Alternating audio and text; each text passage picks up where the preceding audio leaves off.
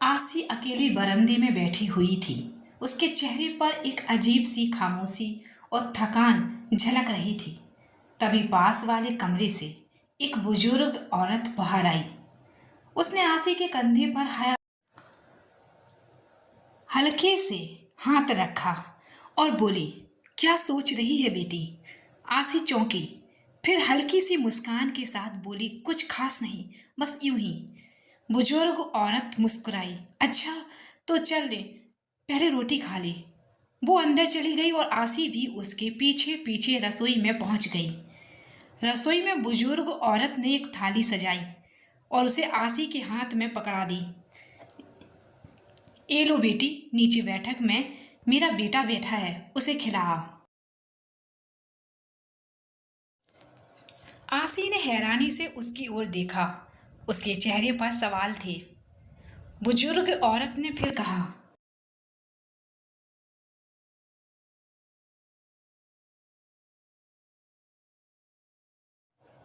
हाँ हाँ वही नीचे बैठा है, उसके लिए ही ये रोटी है।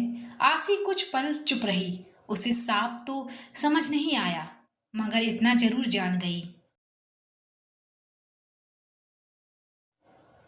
कि नीचे कोई उसका इंतजार कर रहा है। उसने सिर हिलाया और थाली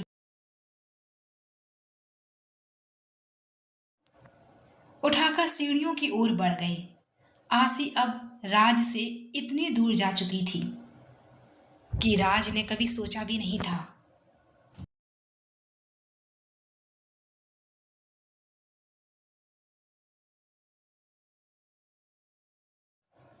उसे सबसे ज्यादा तकलीफ इस बात की थी कि आसी किसी और के साथ है।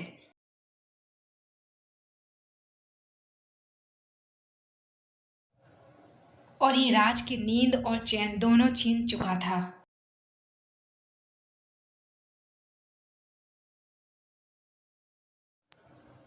उसकी बेचैनी बढ़ती जा रही थी। वह कई दिनों से उस लड़के का पता लगाने की कोशिश कर रहा था, मगर नाकाम रहा।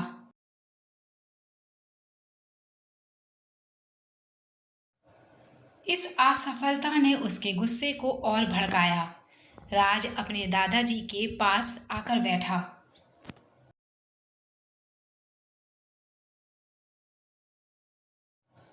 दादाजी का चेहरा हमेशा की तरह शांत था।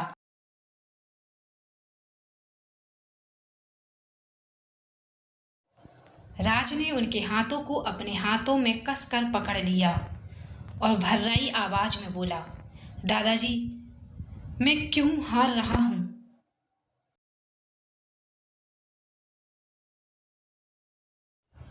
क्यों नहीं समझ पा रहा कि आसी ने ऐसा क्यों किया?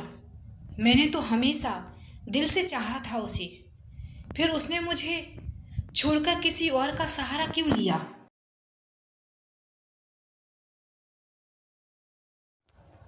दादाजी ने राज की आंखों में आंसू देखे और धीमे स्वर में मन ही मन बोले,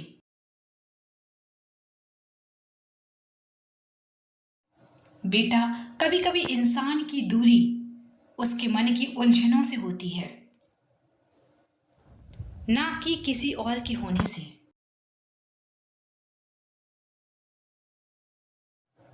तो गुस्से में जवाब ढूंढ रहा है, लेकिन शायद आसी के दिल में कोई ऐसा राज हो जिसे तू अभी तक जान ही नहीं पाया।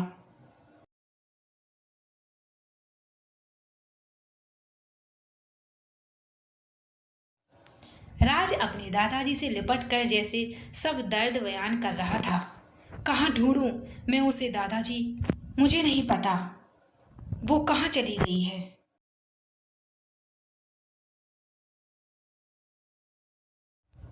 मुझे आसी से बेइंतहा मोहब्बत हो गई है।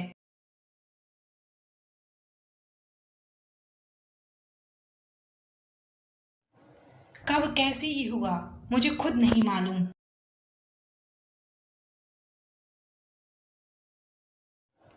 बस इतना जानता हूं कि अब वो मेरी सांसों की तलब बन गई है।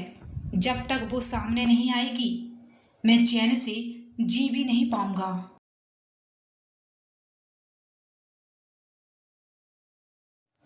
ये कहते कहते राज की आवाज कांप गई।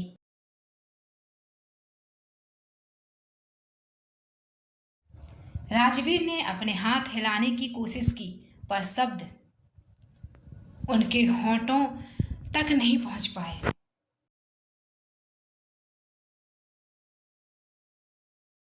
उनकी आंखों से आंसू बह निकले। राज घबरा गया।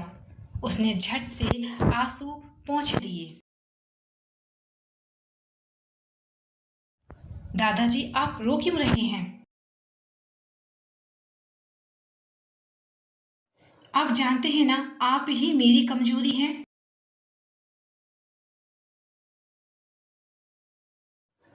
जब आपको ऐसे देखता हूं तो लगता है कि मैं सबसे बड़ा नाकाम बेटा हूं। आपके लिए कुछ नहीं कर पा रहा हूं।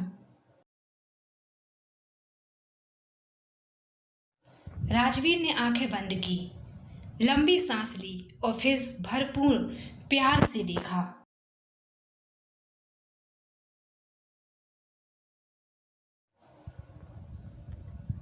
राज हैरानी से बोला,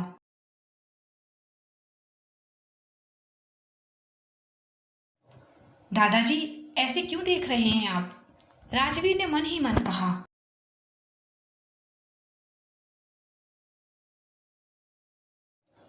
सोच रहा हूं बेटा, सच ही कहते हैं लोग कि जोड़ियां ऊपर से तय होती हैं।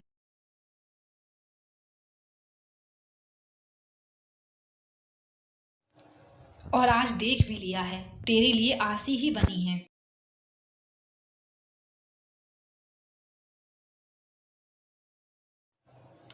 राज कुछ और कहता उससे पहले ही अचानक कमरे का दरवाजा खुला।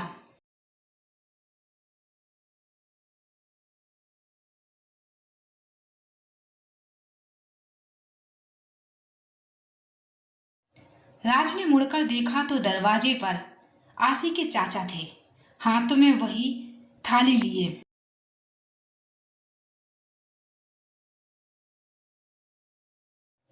उसके चेहरे पर डर, उलझन और अनकही भावनाओं का सैलाब था।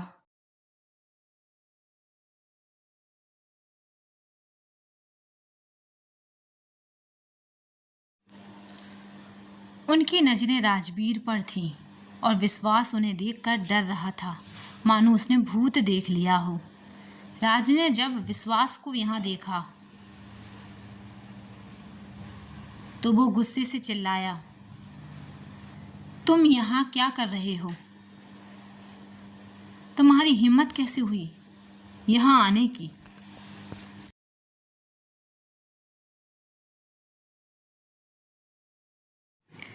विश्वास पर राज की बातों का कोई असर नहीं था।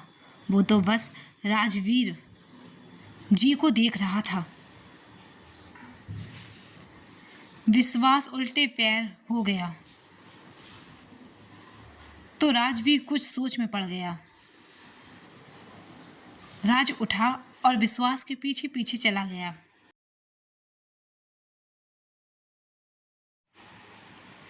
इधर विश्वास जल्दी से ममता के पास आकर लंबी सांसें लेते हुए बोला,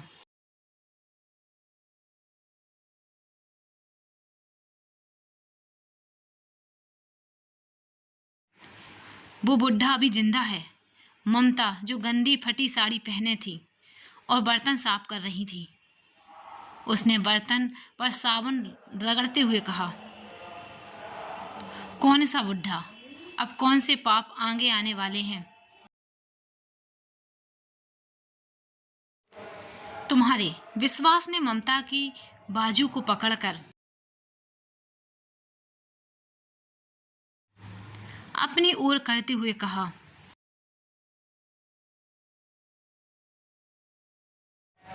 मैं अकेला कुछ नहीं हूं। मेरे हर काम में तुम बराबर की भागीदार हो, समझी?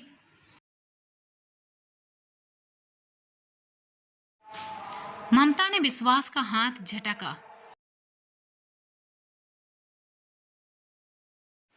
लेकिन वो कुछ बोली नहीं।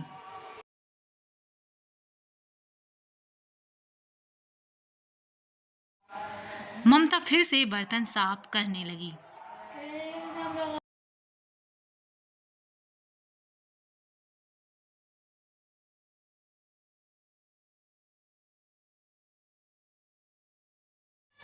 क्या आप जानना चाहेंगे कि राज ने विश्वास और ममता को देखकर क्या किया?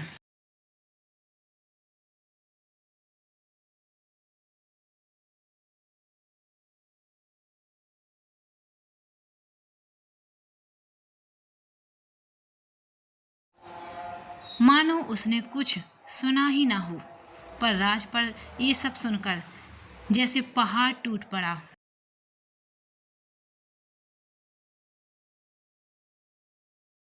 उसके मन में सवालों का तूफान था।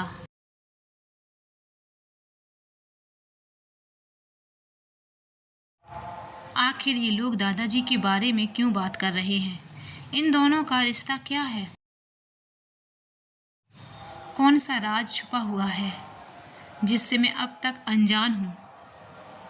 राज गुस्से से कांपते हुए उनके पास जाने ही वाला था कि तभी अचानक पीछे से किसी ने उसका हाथ कसकर पकड़ लिया।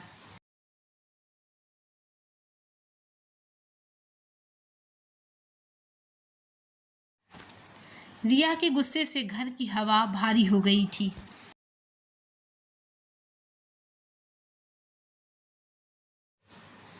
उसके फेंके हुए कपड़े जमीन पर बिखर गए और विश्वास के चेहरे पर पसीना उतर आया। लेकिन जैसे ही उसने दरवाजे में राज को देखा, उसका चेहरा सख्त पड़ गया। राज दोनों हाथ जेब में डाले गुस्से से उन सबको घूर रहा था। रिया ने तुरंत चाल बदली। उसने कपड़े विश्वास के हाथ से छीने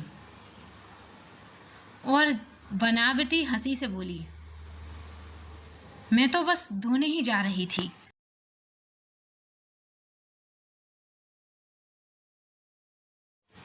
मगर उसकी आंखों में डर साफ झलक रहा था। राज ने कोई जवाब नहीं दिया। वो नीचे उतरकर सीधे विश्वास के सामने आकर खड़ा हो गया। राज का चेहरा लाल था। वो कुछ कहता उससे पहले ही विश्वास हकलाते हुए बोला, जी मैं तो बस देखना चाहता था कि आपके यहाँ कौन बीमार है। खाना लेकर गया था, लेकिन आपको देख के घबरा गया और प्लेट गिर गई। मैं अभी साफ कर देता हूँ। वो नजरें चुराते हुए तेजी से निकल गया। ममता भी चुपचाप वहां से खिसक गई।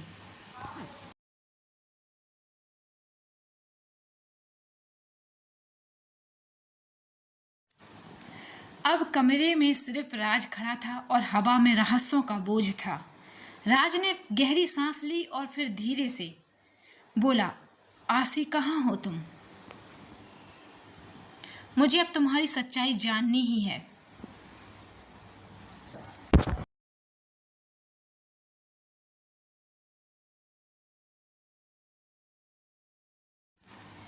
उसकी आवाज में तड़प और जिद दोनों थे।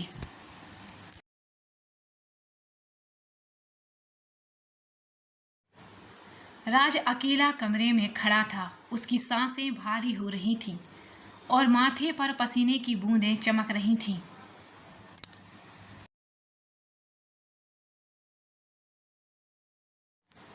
उसने खिड़की से बाहर झांका। अंधेरे में विश्वास की परछाई धीरे धीरे गायब हो रही थी। राज के मन में सवालों का सैलाब था।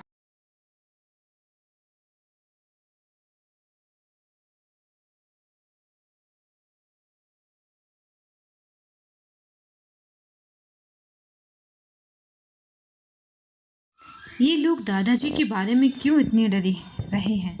आखिर आसी कहाँ है? और वो कौन सा राज है जो सब छुपा रहे हैं? राज अपने माथे पर हाथ रखकर